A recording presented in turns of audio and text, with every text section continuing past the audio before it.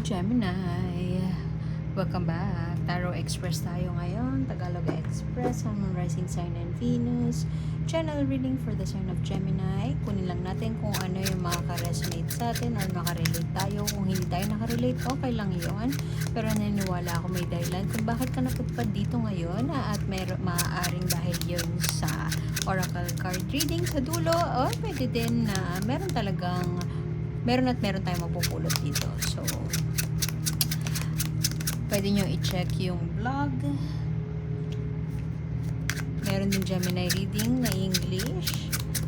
At doon pwede kayong sa blog pwede kayong shuffle ng deck na oracle. Balik lang kayo kinabukasan kung para daily siya. Daily draw, ganyan. Anyway, nostalgia, lost money, waiting on a return on investment. Meron tayong pinag-investan siguro sa nakaraan. Not necessarily pera. Usually pera to. Textbook definition, pera, pero pwede ding diversification of business, pero pwede din na relasyon. Meron tayong ininvestan na relasyon at napaka-nostalgic yung binabalik-balikan natin. Pwede hindi natin maiwan. Pwede rin na nasa sistema pa natin siya at yun ang nagpo-fuel sa atin. Maaaring sa nakaraan, in the most recent past, tayo ay hiniwalayan, iniwan, nasaktan, whatever. Tingnan natin kung ano yung sabihin ng clarification ng deck na to. Pero maaaring tayo ay nasaktan or iniwan. Pero hindi mo alam, pero nami-miss mo siya. May miss dun sa tao. What ifs, could have beens, hindi pa maka-move on, nahirapan pa mag-move on, pwedeng ganon. At pero with these two cards, mukhang pwedeng siya, trabaho related. Pero ewan ko, I don't feel like trabaho related siya. Pwede din na nagkabalikan kayo, or pwede din na meron kang past relationship na hindi mo ma-let go, nahirapan ka mag-move on, namimiss mo yung tao na yun. Pwedeng earth sign, Taurus, Virgo, Capricorn, at naghihintay ka ng message, ganun. Naghihintay ka ng balik. Pwede din na may usapan kayo na magkikita kayo this month, pero sabi niya te-text ka na lang niya pero hindi siya nag-message, ganon. Hinihintay mo siya. Capricorn, hinihintay mo siya, pero merong isang tao na interesado sa'yo. Pwedeng sinabi niya na, pwede din na hindi niya pa masabi. At hindi siya makapasok sa circle mo, or hindi siya mabigyan ng chance to get to know you better kasi medyo sarado ka pa, in a sense na hindi ka pa nga makamove on. So siguro nasa paligid mo lang tong tao na to, keeping him or her as a friend out of convenience, ganun, kawawa naman.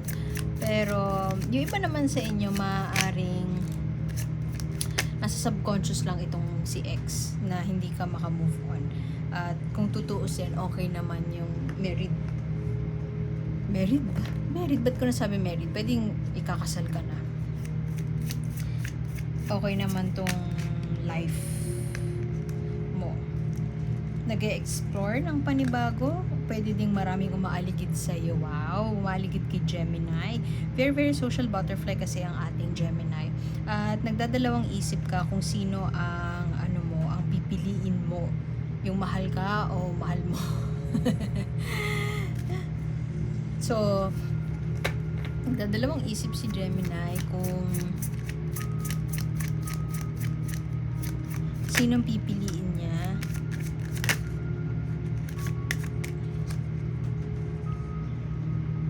Medyo kinakabahan ka doon sa pipiliin mo kasi gusto mong piliin yung isang tao na totally opposite sa'yo, pero maaaring pares kayo na interest, or pwede din na mas matanda siya sa'yo, tapos sobrang ina-admire mo siya kasi kakaiba yung mga gusto niya, iba yung trip niya sa trip mo, at parang feeling mo yung dahil nakikilala mo siya, yung trip niya parang binuksan sa'yo yung maraming mga bagay. Marami kang natututunan sa kanya. Hindi man kayo compatible personality-wise, pero natutuwa ka sa company niya. At mukhang ito yung tao na drawn towards ka dito sa tao na yun. Attracted ka or ina-admire mo siya, pero medyo may nire-reassess mo pa or ine-evaluate mo pa. Kasi medyo may takot. Parang kapag parang ba to? May kanta yun eh. 5 Candles yata yung title nun. Paborito ko yun eh. I will jump if I knew you'd catch me. So, medyo may ganun ka. Parang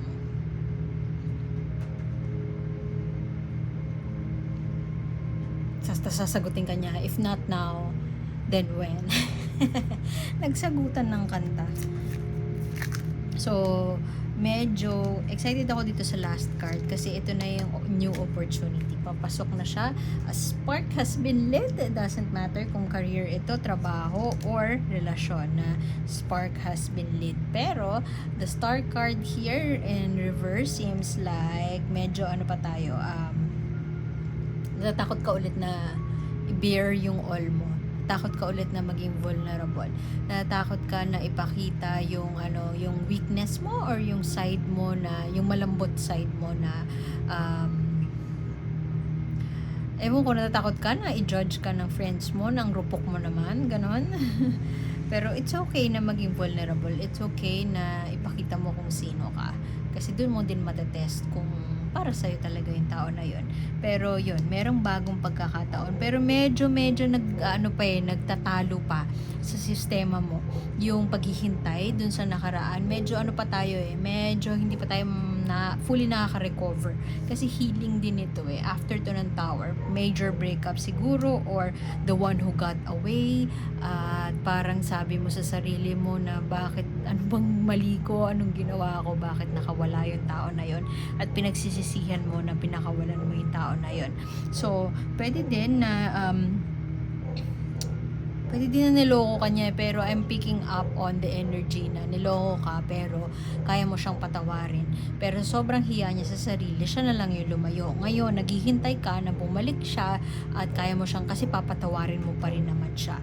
Yun nga lang medyo nakaka-miss out na tayo sa life, no? Dahil masyado tayong focus sa paghihintay at pagsasakripisyo sa relasyon na mukhang sinasabi ni universe na hindi naman para sa atin.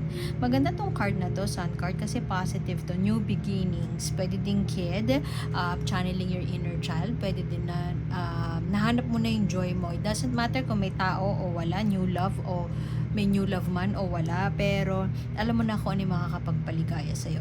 It's just that medyo may in denial tayo or hindi natin maamin sa sarili natin na meron pa tayong hindi makalimutang tao from the past. Pwedeng nag-break kayo nito, pwede din na matagal na kayong break, or pwede din nakaka-break nyo lang. At merong mga tao sa paligid mo na gustong kunin ng atensyon mo. Yun nga lang meron tayong pag-aalinlangan na magpatuloy. Maaaring pinipigilan natin yung sarili natin. Parang nagpipigil. Hindi ako marupok. Ganon. Sabi sa sarili mo na hindi ka marupok. Kasi feeling mo, pag nag-take ka ng leap towards sa tao na yon o in-entertain mo tong tao na yon, feeling mo magpo-fall ka na ng tuluyan. Ay, ang bilis nun kasi parang nasabi ko na lahat. Gemini, yun na yun. Kasi pag naggawa pa tayo ng tinuloy pa natin, baka kung saan pa tayo mapadpad. Kunin natin kung ano yung mensahe sa'yo ng universe. Subscribe lang po tayo. Maaaring yung next month ang mas makarelate. Pwede din continuation. Di natin alam. So, subscribe po tayo para maabutan natin yung pag-upload dun.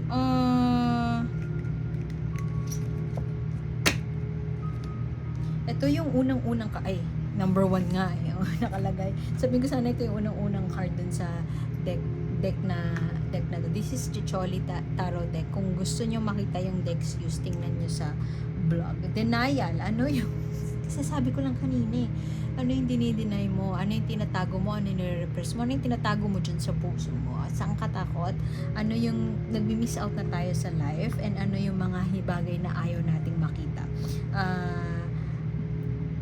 Yung pain na naramdaman natin dati over sacrifice, pain sa past relationship, at takot to move forward ay wag mong i-amplify, wag mong i-allow na ma-amplify yun. Maaari kasing nag-overthink ka o dinideny mo na inlababo ka na pala pero sabi mo hindi. Pwede rin na yung pain at takot na yung naramdaman mo in the past sa relationship mo, take it as a sign na maaring lang siya, rose-colored glasses lang. Hindi siya yung reality at hindi siya talaga makabubuti sa'yo. Pwede mo i-take yun as a sign. So, ano yung mga bagay na in denial tayo harapin? Maaaring ito ang sign, harapin mo na siya ngayon. Yung mga bees na lumalapit sa'yo, gusto mong pansinin. Hindi mo naman kailangan mag-jump into a relationship agad. Pwede naman kasi na na getting to know you muna. So, yun. Iwan ko na yun doon. Salamat for being here, Gemini. At I hope na makita ko kayo sa susunod. Salamat. My name is A. Bye-bye.